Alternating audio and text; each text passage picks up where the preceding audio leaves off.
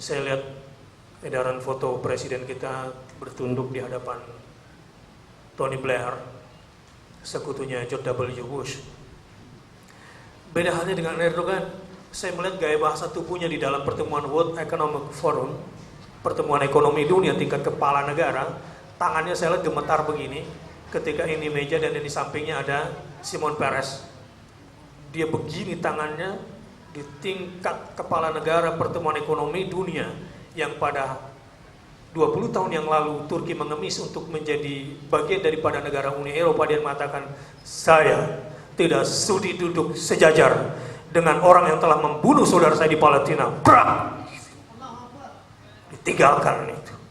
Anda tahu efek pemimpin seperti itu? Ada sebuah LSM pro Palestina di Istanbul yang saya kunjungi, kecil sekali. Kantornya mungkin cuma sebesar masjid ini. Tapi tahu Anda apa pekerjaannya? Dia berpikir bagaimana 5 orang di dalam kantor ini menyusup ke jantung Israel lewat meramaikan sholat jamaah di Masjidil Aqsa. Mereka berpikir keras meninggalkan keduniaannya, lalu kemudian bekerja keras memikirkan bagaimana umat bangkit termasuk di Palestina.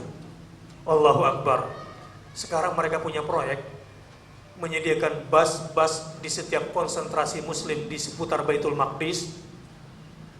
Sholat 5 waktu, yang mau sholat jamaah ke Masjidil Aqsa disiapin busnya, disiapin sopirnya, bensinnya, sama konsumsi di dalam bus, dan itu biaya mereka dikeluarkan setiap bulan untuk itu semua, agar orang-orang Palestina semua bisa sholat berjamaah di Masjidil Aqsa. Kekuatan politik yang dimiliki oleh Turki, penduduk Turki itu kalau masuk Israel nggak macam-macam tuntutannya, karena Israel agak takut juga sama dia, dan langsung terbangnya ke Tel Aviv.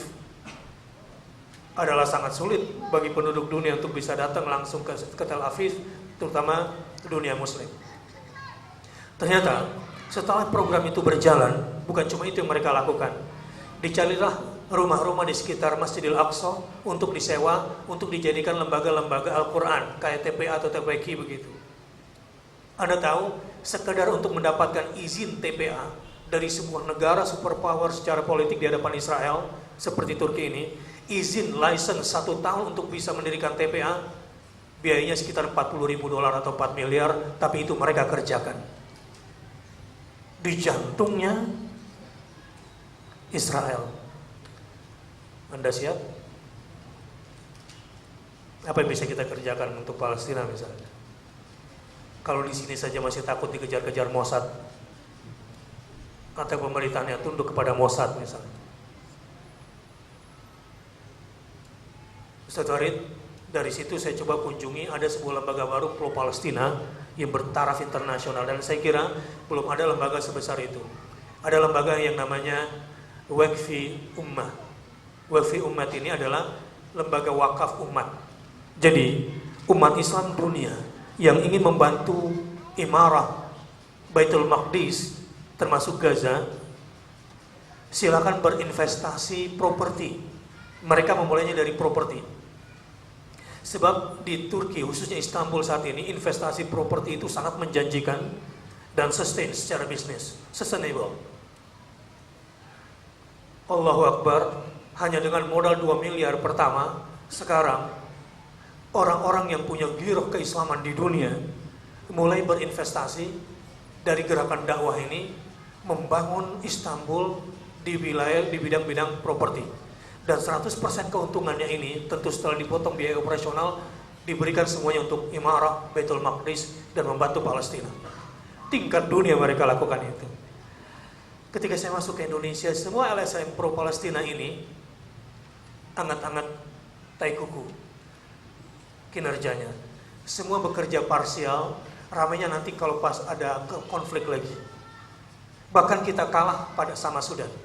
5 tahun yang lalu saya diundang ke Sudan dalam pertemuan tingkat tinggi tokoh-tokoh pro Palestina di dunia. Sudan sudah membuat 2 tower di wilayah, kalau di kita ini wallahu alam, alumni Sudan mungkin tahu, itu membangun 2 tower. Kalau di Malaysia mereka sebut namanya Markas Thaqafah Al-Falestiniyah. Kita di Indonesia, negara muslim terbesar ini nggak ada.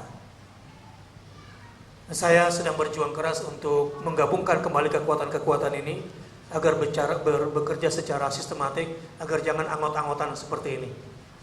Ini saya bicarakan tentu untuk membangun optimisme supaya setiap kita, khususnya para syabab yang hadir di sini, bergeraklah dalam tataran yang lebih strategis. Terakhir, kalau perang dunia ke-1 adalah perang dokumen dan perang dunia kedua adalah perang dengan machine gun, maka perang dunia ketiga sebetulnya adalah perang media dan informasi. Khusus para alumni dan para syabab yang ada di sini, coba perluas cara berpikir dakwah Anda. TV komunitas bagus, radio komunitas bagus untuk menggalang kekuatan-kekuatan informasi Islam yang benar dan kemudian terbentuk. Tapi kalau hanya tingkat komunitas, kita susah bergerak. Anda khususnya para alumni harus punya keberanian masuk ke wilayah media mainstream. Harus punya mentalitas penyusup sebagai infiltrator di peperangan media, terutama di media mainstream. Sedikit saya cerita, setelah program Hafiz Quran di RCTI, saya coba bikin lagi Hafiz Quran di Trans 7. Saya tanya sama Trans 7, Anda mau ambil saya, memang berani siapin berapa buat Quran? Kalau kerentil ece-ece, gue gak mau nih. Kita siapin dana sekian miliar Ustaz. Saya mau kalau itu live. Dan berani gak siapin dana selevel dengan budgetingnya OVJ? Mas, untuk lawakan Anda berani bayar 7 miliar untuk Quran tidak mau? Akhirnya di approve sama big bossnya 7 miliar. Oke? Kalau Anda berani keluar begitu, saya berani keluar 2 miliar. Dalam tempo 3 bulan saya keliling ke 8 kota seluruh Indonesia, biayanya sekitar 2 miliar, dan itu cukup menghibur. Karena pengaruh program seperti itu, di lapangan saya lihat langsung setelah menguji sekitar 1.776 anak-anak peserta Hafiz Quran Juz 30 usia 3-7 tahun, ada banyak yang saya dapatkan. Pertama, sudah banyak anak Indonesia yang cita-citanya ingin menjadi imam Masjidil Haram. Padahal itu bulan Ramadan, mestinya cita-citanya ingin jadi Messi atau CR7. Dan sangat mengagumkan sekali anak-anak ini. Saya bicara mainstream. Ya, sekarang musolanya anak-anak itu TV. Kalau kita tidak bisa menyiapkan sebuah program yang kreatif dan alumni-alumni ini tidak punya kekuatan kreativitas di dalam media, Anda tidak akan bisa masuk ke dalam dunia mereka. Apa sih yang disebut dengan kreatif? Misalnya gini, kalau Anda foto saya di sini, krek gitu, lalu Anda sebarkan, ada Ustadz Bakhtiar di Al-Islam, secara gambar gak menarik karena semua mata melihat sama dengan foto Anda, itu gak kreatif namanya. Tapi kalau tiba-tiba ada yang maju, lalu foto saya dari atas, krek gitu, ini baru berbeda gambarnya, itu disebut ibda kreatif. Jadi melihat sesuatu dari angle yang tidak flat, tidak plan dari sudut pandang mata. Dari situ kita mencoba memotivasi anak-anak. Ada sebuah peristiwa yang menarik di Makassar. Ada anak dari Ambon umurnya 6 tahun marah sama bapaknya dan bapaknya curhat, Ustadz, seumur hidup saya ini orang Ambon dibodoh-bodohi itu oleh anak saya sendiri. Kenapa Pak?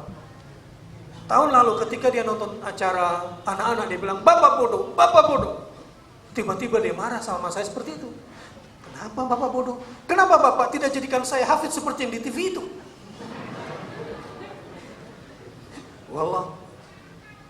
Akhirnya setelah dia tahu saya sebarkan lewat Facebook bahwa akan ada audisi di Makassar dan tidak ada audisi di Ambon, dia paksa bapaknya, bapak harus bawa saya ke Makassar, terbang ke Makassar. Ongkos saja susah. Tapi dengan izin Allah, hal-hal seperti itu banyak yang menggugah. Wah, ibu-ibu banyak sekali, setiap nonton itu air matanya mengalir. Macam-macam sih. Ada di antaranya, coba saya punya suami seperti juri yang di TV itu gitu.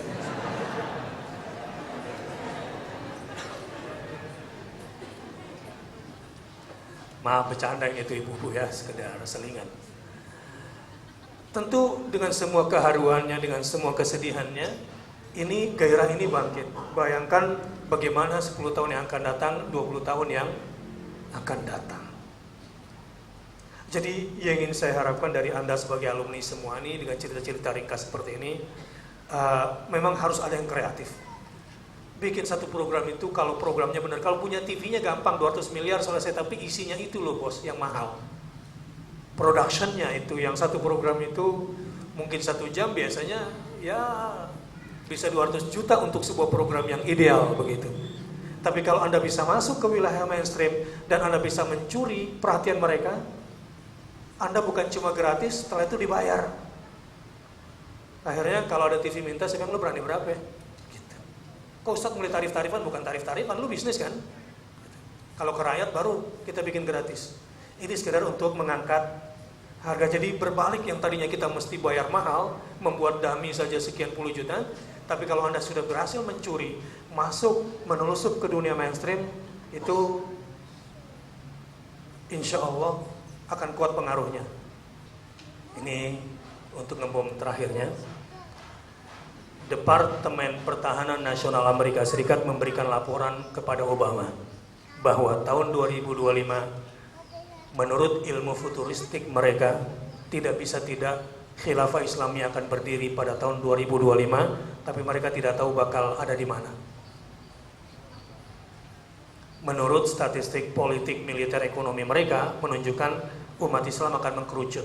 Sebagai negara superpower yang tidak ingin ada kompetitor, tentu dia perlu khawatir. Ternyata apa yang dilakukan oleh CIA hampir mirip temuannya dengan Uni Soviet. Rusia saat ini lewat KGB menemukan bahwa tahun 2020 akan lahir sebuah peradaban baru yang terbentang dari sebelah timur Cina sampai sebelah barat Samudra Atlantik. Peradaban baru itu bernama Khilafah Islamiyah.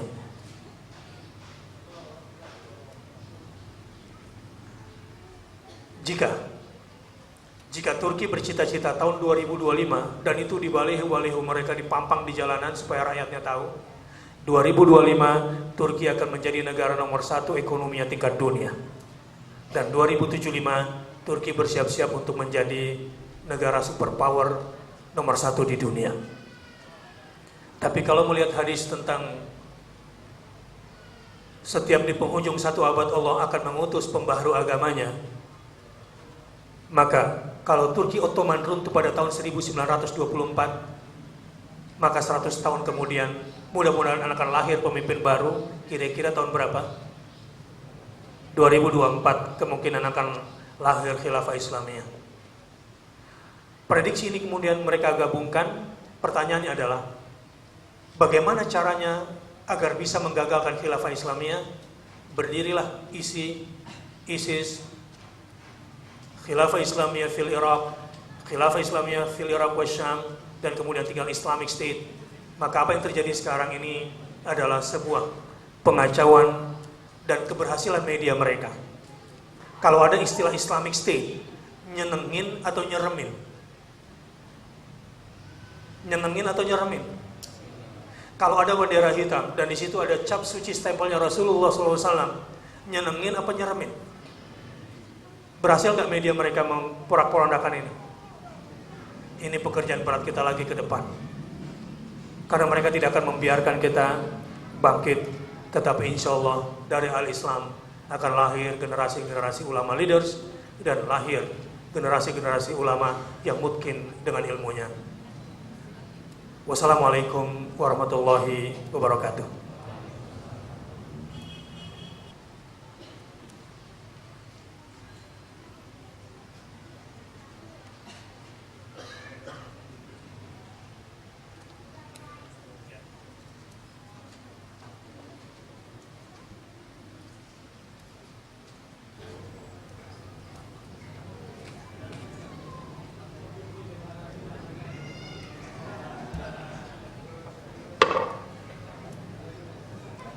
Barakallahu fikum.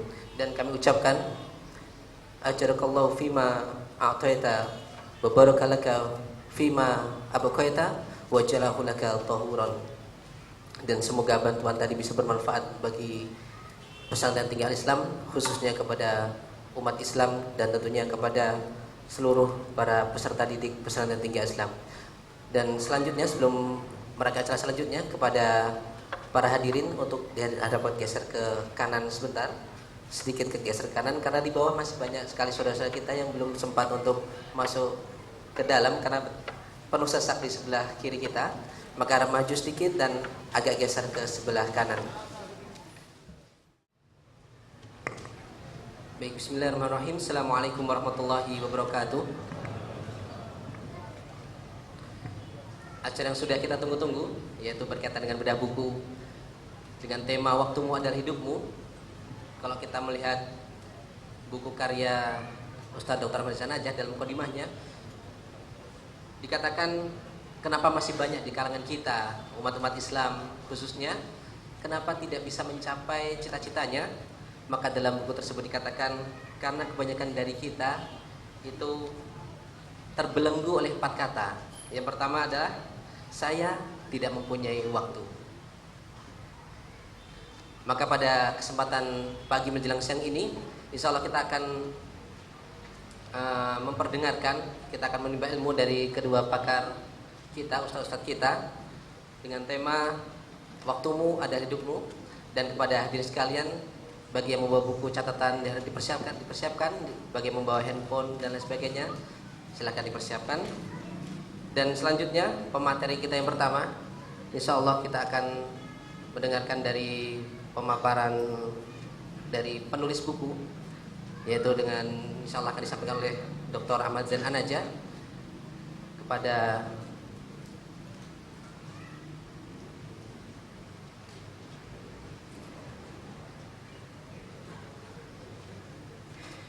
baik. Setelah diskusi antara kedua materi kita, ternyata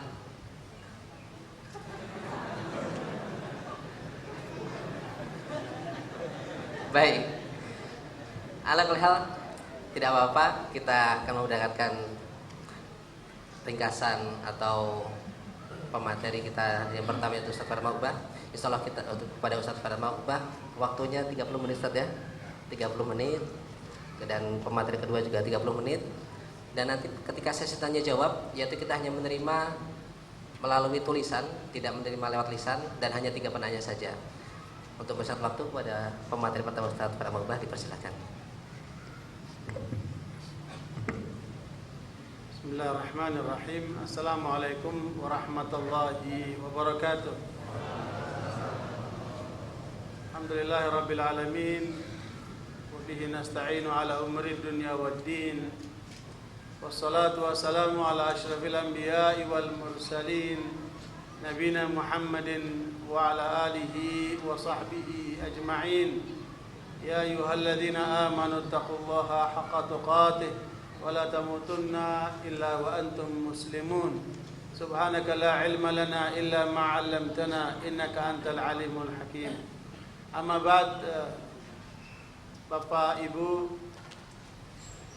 jamaah Al-Islam, terutama para wisudawan dan orang tua yang sedang hadir untuk menyaksikan wisuda dalam acara hari ini. Sebenarnya bedah buku ini adalah rangkaian acara untuk memperkaya dari acara bedah wisuda ini. Karena wisuda ini adalah hari senangnya para wisudawan. Karena itu barangkali agak lama kalau terlalu bicara 30 menit, mungkin dikurangi saja. Karena kita akan mendengarkan demonstrasi dari para wisudawan, baik kaitan dengan hafalan Quran maupun hafalan mutun. Sekaligus untuk memotivasi kepada para mahasiswa yang baru yang sudah bergabung dengan Al-Islam dan akan memulai kegiatan-kegiatan ke depan, yang tentunya berharap mahasiswa-mahasiswa baru ini akan muncul kader-kader yang lebih baik dari yang sekarang, dan yang sekarang pun akan mendharma baktikan ilmu yang dia peroleh untuk melaksanakan tugas dakwah di lapangan menjadi manusia-manusia yang sangat berarti, memberikan manfaat seluas mungkin. Karena sebaik-baik manusia adalah mereka yang menjadi pembuka jalan buat kebaikan-kebaikan dan penutup jalan-jalan keburukan. Dan itulah misi yang akan diemban oleh saudara-saudara kita para wisudawan ke depan. Dan dalam kesempatan ini tema yang diangkat adalah waktumu adalah hidupmu. Satu tema penting yang ini tidak hanya ditujukan kepada para wisudawan yang akan bertugas ke depan supaya mengefektifkan waktunya, tetapi juga para mahasiswa yang masih sedang dalam proses belajar supaya memaksimalkan waktunya untuk mencapai hal-hal yang besar dalam rangka untuk mencapai kebahagiaan dunia dan akhirat. Begitu pula para jamaah yang lainnya, baik orang tua, undangan, para hadirin seluruhnya, insyaallah mudah-mudahan kesempatan ini akan memperoleh manfaat paling tidak dari tadi semangat yang disampaikan oleh Ustaz Bakhtiar kepada kita semua sebagai umat Islam harus maju ke depan. Jangan noleh-noleh lagi. Ya, mengapa menjangan itu menjadi sasaran rusak, menjadi sasaran para penembak, menjadi sasaran macan, kemudian apalagi singa dan sebagainya, karena dia suka noleh. Kalau orang suka noleh itu mudah jadi apa? Jadi sasaran dia. Kalaupun dia diadu kecepatan dengan kelinci, kelinci akan menang. Kenapa? Kelinci itu nggak pernah noleh. Kalau keluar, ke depan aja dia. Ya, antum jadi seperti kelinci, lari terus ke depan, nggak usah noleh-noleh. Kalau noleh-noleh, akhirnya tujuan tidak tercapai, bahkan menjadi apa? Sasaran empuk, menjadi mangsa. Nah, kita harus mencapai seperti itu. Makanya nggak usah noleh-noleh. Nah, maju terus ke depan untuk menjadi yang terbaik, menjadi rijal. Karena Allah katakan minal mu'minina rijalun sadaqu ma'ahadullah alaih. Di antara kaum mukminin ada yang kategori apa? Rijal, pelopor-pelopor, pioner-pioner.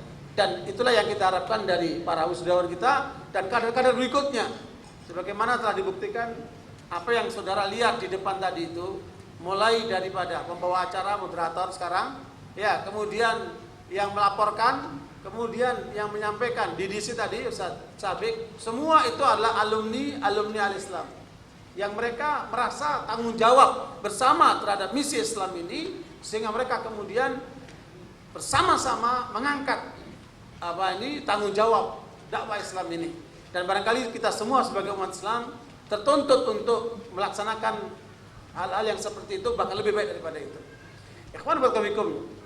Pertama saya akan menyampaikan berkaitan dengan waktu, nggak usah panjang-panjang, yaitu Suratul Asr. Kata Imam Syafi'i rahimahullah, kalau Allah tidak menurunkan Al-Quran kecuali surat Wal Asri, niscaya cukup buat umat Islam. Dan Wal Asri dimulai dengan apa? Dengan sumpah Allah kepada waktu asar. Makanya sekalian, ketika Allah katakan hafidhu ala sholawati was sholatil wusta wa qumu lillahi qanitin, jaga solat-solatmu, terutama solat yang tengah. Ya, dan hendaknya kalian selalu menjadi orang-orang yang taat kepada Allah. Solat yang tengah ini ada 18 pendapat perbedaan ulama. Saking banyaknya itu.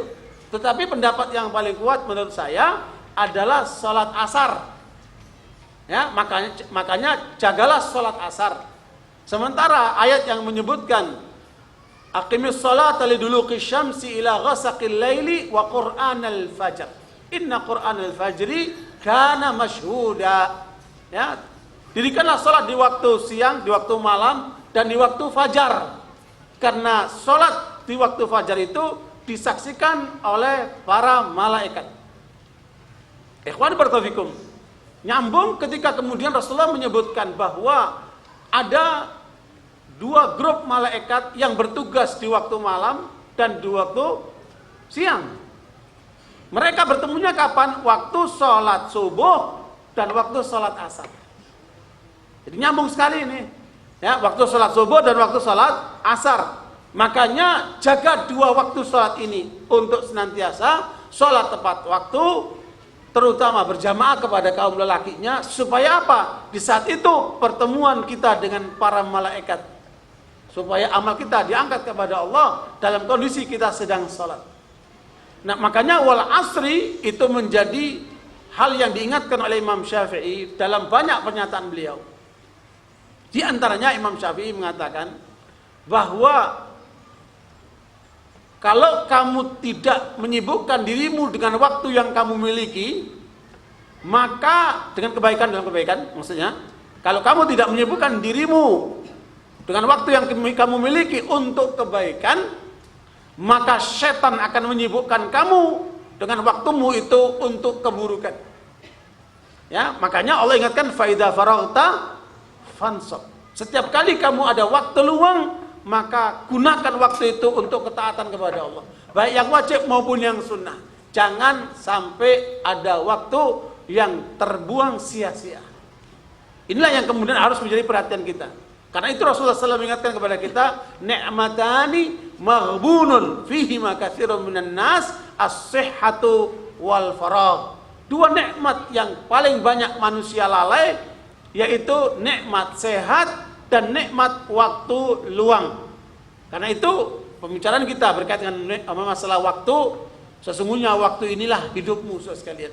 Sebab bagaimana pernyataan daripada Al-Imam Hasan Al-Basri, ya ibna Adam, innaka majmu'atun minal ayyam, kullama dhahaba ba'duha dhahaba ba'duk. Wahai manusia, sesungguhnya kamu hanyalah kumpulan daripada hari-hari. Kalau penyair lain mengatakan kita ini kumpulan daripada detik-detik, menit-menit, jam-jam, dan kemudian menjadi hari. Ya, disebutkan oleh Hasan Basri rahimahullah, kamu itu kumpulan daripada hari-hari. Setiap harimu lepas, maka lepaslah bagian hidupmu. Makanya kalau melihat begini, nggak perlu lagi mengadakan acara peringatan hari ulang tahun. Ngapain? Waktunya lepas malah seneng. Aneh itu. Menurut saya itu nggak normal itu. Waktunya berkurang, waktunya hilang, dia seneng. Happy birthday katanya. Kalau orang duitnya hilang, kemudian dia seneng. Itu duitku hilang. Itu orang waras nggak itu? Kalau duit bisa dicari, tapi kalau waktu, kalau sudah lepas tidak bisa kembali. Maka begitu pentingnya waktu ini, sehingga karenanya kita harus jaga betul. Sehingga karenanya Imam Hasan Basri juga membagi, sebagaimana ulama-ulama lain, membagi waktu menjadi 5. Berapa? Ada 5. Yang pertama, yaumun mafqud, yaitu waktu yang sudah lewat, sudah nggak bisa kembali lagi. Dan kita semuanya punya pengalaman yang berbeda-beda dengan waktu lalunya. Hanya ada 2 keadaan. Imma waktu lalunya untuk kebaikan, maka mintalah sama Allah supaya diterima kebaikan itu. Atau waktu lalunya penuh dengan prahara, penuh dengan dosa, penuh dengan maksiat, maka mintalah ampunan kepada Allah supaya diampunkan dosa-dosa itu. Tidak lebih daripada itu. Sehingga karenanya inilah keadaan kita hari ini. Yaumun masyhud, hari yang sedang kita saksikan. Inilah hari yang di tangan kita. Dan inilah yang harus kita tentukan, saudara sekalian. Untuk apa hari ini?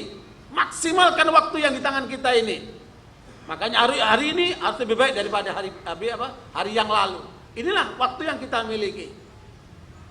Makanya pegang waktumu seperti kamu megang ruhmu. Jangan ada waktu yang tersia-sia. Kata Abdullah bin Mas'ud, aku tidak suka melihat seseorang tidak sibuk untuk akhirat, juga tidak sibuk untuk dunia. Orang yang cerdas adalah yang memanfaatkan waktunya untuk kepentingan dunia dan akhirat. Sehingga beruntung dunianya, beruntung akhiratnya.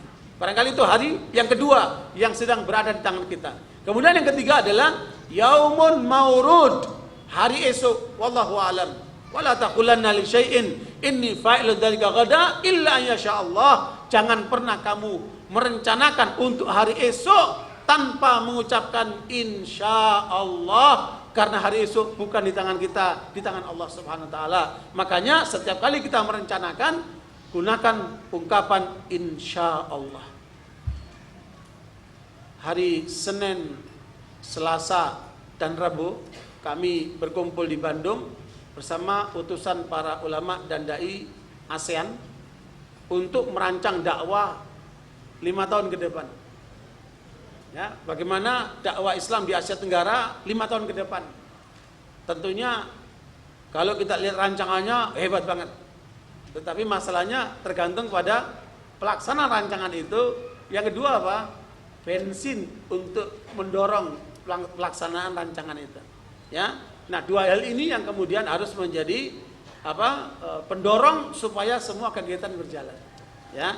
Nah, barakallahu fikum, ini hari esok tetap kita rencanakan sampai 5 tahun ke depan. Kalau perlu sampai 50 tahun ke depan. Kemana umat Islam akan berjalan? Itu dirancang. Tetapi tetap ungkapan apa? Insyaallah tidak boleh lepas. Kemudian hari yang keempat, yaumun mau'ud, hari yang dijanjikan. Itulah hari yang paling menakutkan bagi setiap manusia yang jauh dari Allah Subhanahu wa taala. Maka Nabi ingatkan, tadzakkaru hadimal ladzat. Ingatlah selalu yang menghancurkan semua kelezatan. Apa itu? Kematian. Itulah yaumun mau'ud. Setiap orang sudah ada ketentuannya. Kapan kita akan mati? Tidak bisa ditawar-menawar lagi. Ya, idza jaa ajaluhum la yastakhiruna sa'atan wa la yastaqdimun. Kalau sudah datang ajalnya, enggak bisa dimundurkan, enggak bisa dimajukan.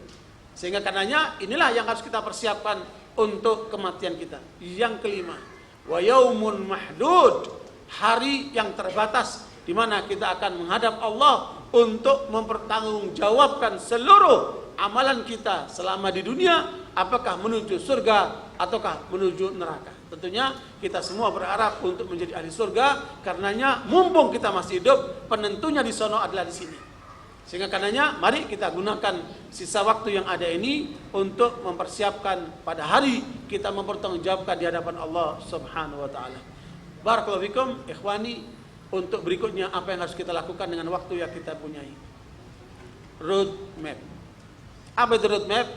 Bahasa Arabnya namanya kharitatut thariq, ya. Jalan menuju ke depan. Kalau kita mau ke Bandung, tahu petanya, kita akan masuk jalan secara lancar. Ya. Kalau kita ingin menuju akhirat, roadmap-nya apa? Barangkali inilah yang harus kita lakukan, baik untuk para wisudawan, ya, para mahasiswa yang masih berjalan, dan kita semuanya umat Islam. Harus tahu roadmap-nya apa itu. Al-Imam Ibnu Qayyim rahimahullah menulis kitab Miftah dari Sa'adah, dan di sanalah kemudian beliau menurunkan roadmap bagi umat Islam. Ada 8. Berapa? Ada 8 roadmap yang harus kita pahami untuk menuju ke depan. Yang pertama, tujuan kita bagaimana masuk surga. Roadmap pertama yang senantiasa harus ada di pikiran kita, tanamkan sama anak-anak kita dan kader-kader kita, bagaimana meraih surga itu. Surga adalah harapan tertinggi yang kita harapkan dalam kehidupan kita menjalankan syariat ini. Tilkal jannatul lati uritumuha bima kuntum ta'malun. Itulah surga yang kamu akan mewarisinya karena amal-amal kalian. Kawan barakallahu, ini yang pertama. Yang kedua, jalan-jalan menuju surga.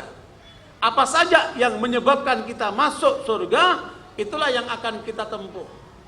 Secara ringkas umpamanya Rasulullah ditanya, apa yang amalan dicintai oleh Allah Ta'ala supaya kita masuk surga? Yang pertama apa? As-salatu ala waqtiha. Salat tepat waktu. Yang kedua apa lagi? Birrul walidain, bakti kepada kedua orang tua. Terus apa lagi? Al-jihadu fisabilillah. Ini jalan-jalan menuju apa? Menuju surga. Sehingga karenanya apa saja yang diajarkan oleh Al-Quran dan Sunnah untuk menuju pintu-pintu surga yang 8 itu, mari kita berlomba untuk meraihnya. Ini roadmap yang kedua. Roadmap yang ketiga, yang kemudian kita harus paham, hindari neraka. Bahwa di sana ada neraka. Dan bagaimana untuk menghindarinya, inilah yang harus menjadi perhatian kita. Jangan sampai kita justru terbawa ke sana. Berapa banyak ulama-ulama, para sahabat dan yang lainnya, mereka begitu khawatir untuk masuk neraka itu. Tentunya kita juga harus punya rasa kekhawatiran itu. Maka di sana ada neraka dan bagaimana cara menghindarinya. Ini roadmap yang ketiga. Yang keempat, bahwa di sana ada jalan-jalan menuju neraka. Ya, wa karraha ilaikumul kufra wal fusuqa wal isyan. Allah jadikan benci di dalam diri orang mukmin terhadap kekafiran, kefasikan dan kemaksiatan, karena semua itu mengarah kepada neraka. Fariqun fil jannati wa fariqun fis sa'ir. Makanya jalan-jalan menuju neraka, apakah itu syirik, apakah itu bid'ah, apakah itu dosa-dosa besar dan lain sebagainya, hindari semua itu, karena itu akan menjerumuskan manusia kepada neraka. Makanya Nabi SAW ditanya oleh seorang, ya, supaya bisa terhindar dari neraka ini apa? Yaitu apa? La taghdab. Jangan mudah marah. Tahan emosi. Nah, karena itu akan menyebabkan orang berbuat tidak terkontrol. Membunuh banyak karena marah. Minum banyak karena marah. Berbuat zalim banyak karena marah. Hati-hati itu. Jalan-jalan menuju neraka. Ini adalah roadmap yang keempat yang terus kita dalami untuk kita hindari. Ikhwani barakabikum.